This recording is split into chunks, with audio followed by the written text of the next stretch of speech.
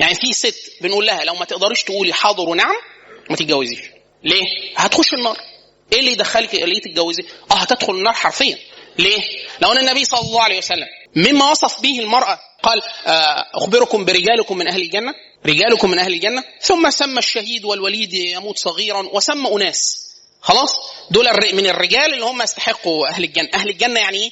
كل من ده يعني عامل شيء من ده او صورة من الصور في الجنة. اخبركم على نسائكم من اهل الجنة، فقال ايه؟ الودود، مما ذكر يعني النبي صلى الله عليه وسلم قال الودود التي اذا ظلمت او غضب زوجها قالت وضعت يدها في يدي وقالت لا والله لا أغمض حتى ترضى. طب هو اللي مزعلها، لا والله لا أغمض حتى ترضى، دي الودود التي وصفها النبي صلى الله عليه وسلم. أو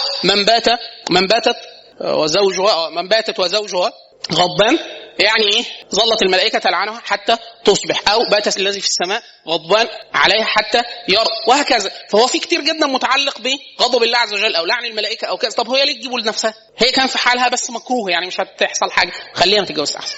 ليه؟ لأنها تجر نفسها. دايما احنا بنقول الرجل أو المرأة هو معه جنته وناره وهي معها زوجته وناره. الراجل عايز يخش النار يتجوز. ليه؟ يتجوز وليس هو مستحق للزواج.